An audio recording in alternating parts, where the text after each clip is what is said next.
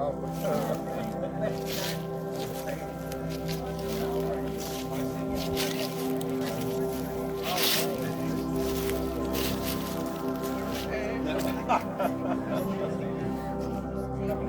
welcome.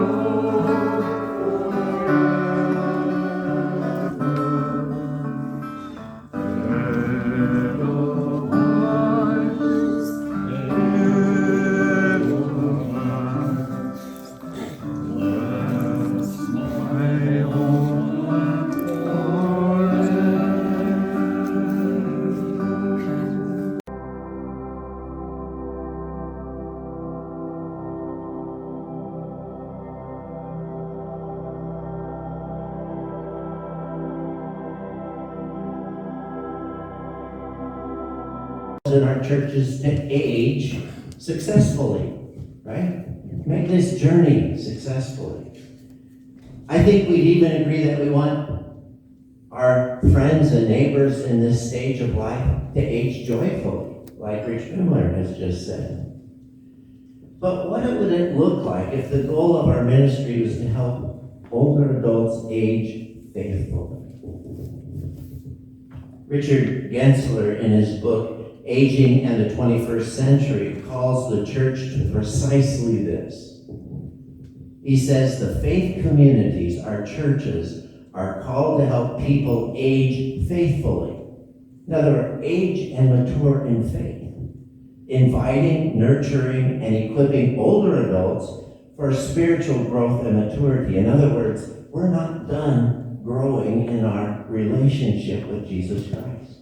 We can't put that aside, like we've arrived. It's something we must continue. We want to continue. We get the privilege of continuing to grow spiritually in this relationship with this loving Father that sent his Son to give us all we need in life, especially. I like that a lot. And everybody waved.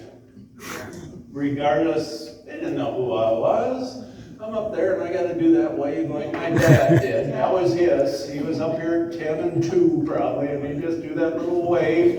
And he always told me, if you're on a gravel road, you wave at everybody, son. You wave at everybody on a gravel road. Well, this was a blacktop, but I still waved, and they all waved back. One guy gave me a two-handed wave like that. He was waiting at a stop sign, so he could do that. He might just wait at that stop sign most of the day, because there isn't a lot of traffic in Sargent. He just waits, oh, there comes somebody. Friends that they would find refuge in nature. And so in Chicago, she remembered specifically this one kind of forest area that she could go to. And, it was just outside of Chicago, so it's a pretty urban area. But they were able to go into the forest. There was a little creek there. They could build forts. And her brothers and sisters, really cherished that time in the woods because it was a safe space for them, right? They had each other. They didn't have all the woes and fears of the crazy world out there. This was their safe little space.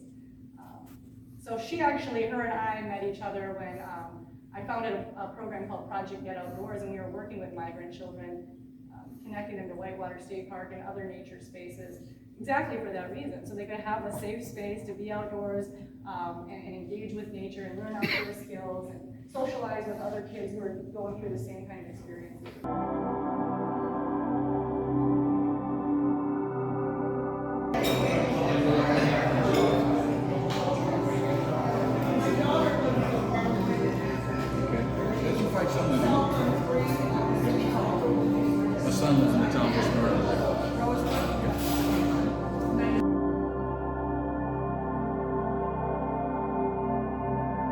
cheek, turn them the other cheek also.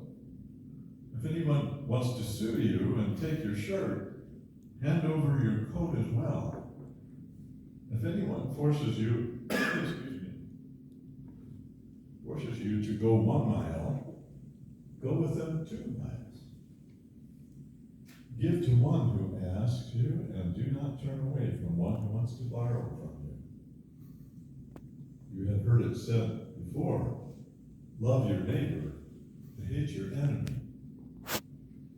But I tell you, love your enemies, and pray for those who persecute you.